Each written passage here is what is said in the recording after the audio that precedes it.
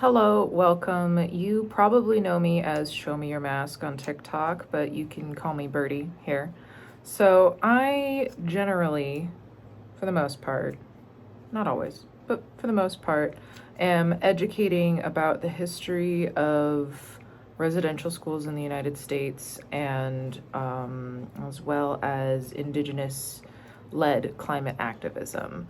And on my page, I like to talk about concrete things and steps and actions that anyone of any means or ability can accomplish. I have a range of resources for people to educate themselves and share that education with as many people as possible.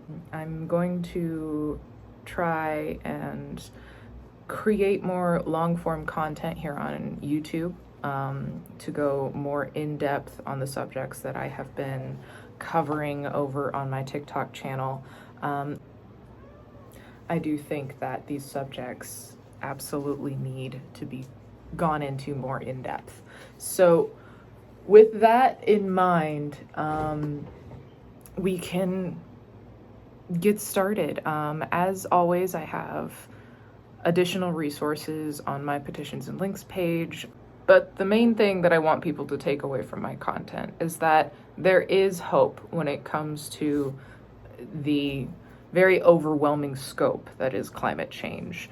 There are many groups that have been actively working to undo the actions of oil executives and fossil fuels for many decades.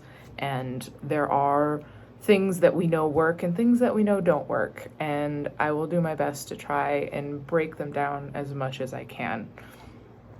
Many of you have heard me talking about Enbridge, which is a Canadian oil company who last summer was finishing construction on Pipeline 3.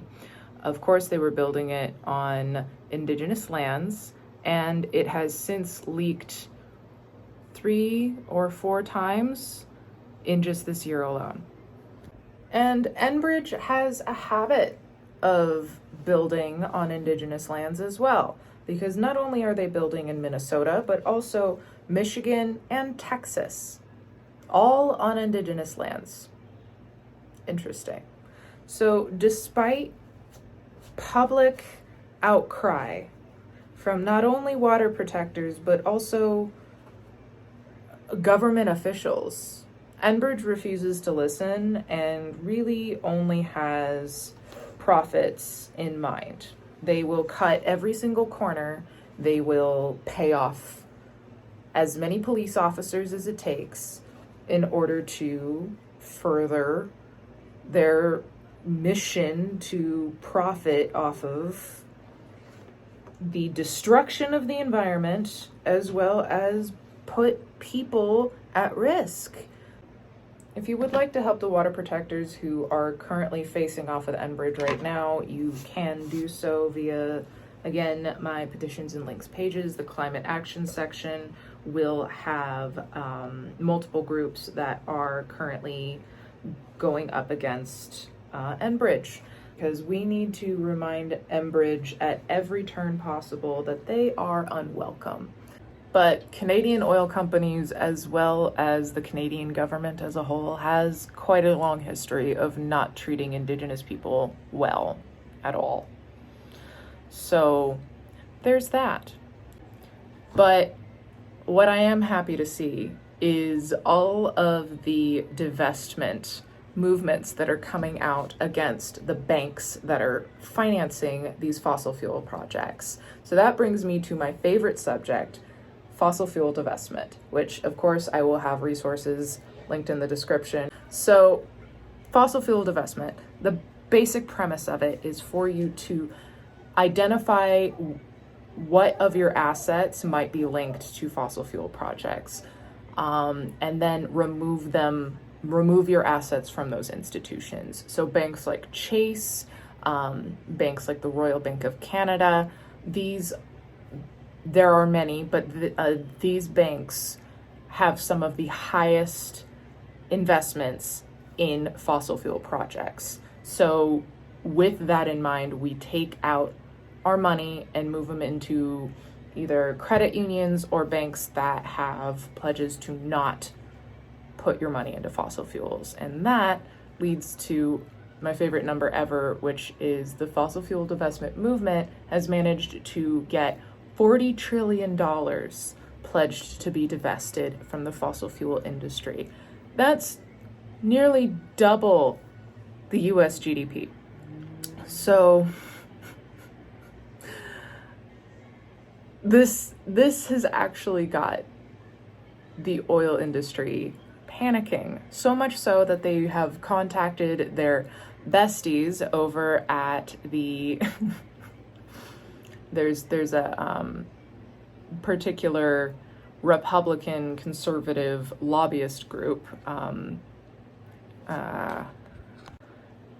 ALEC, sorry, had to remember that one. ALEC is a conservative lobbyist group that writes legislation to be introduced at state levels, and I believe Texas and West Virginia have already passed it. Essentially, they are saying that any financial institutions that pull out of fossil fuels will no longer be able to do any business with the state.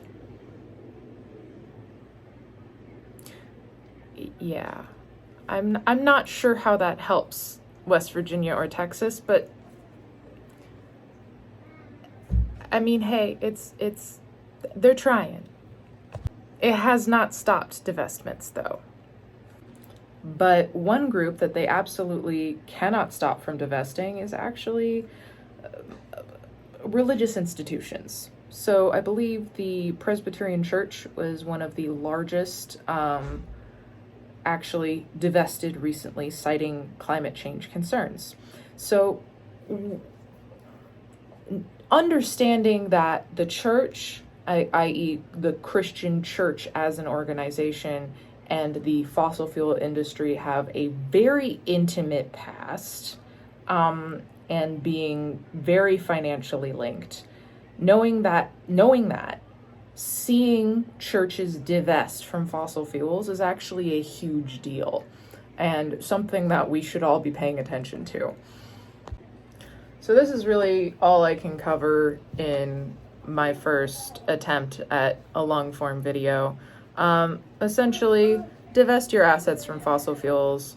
But next time I'm going to try and cover the Supreme Court and how they plan to hear a case involving the Indian Child Welfare Act, which, if it's overruled, really puts Indigenous sovereignty at risk.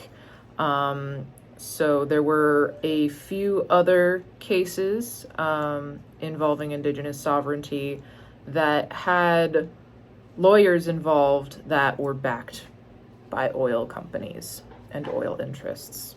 So we will talk more about that next time. But in the meantime, check out my petitions and links.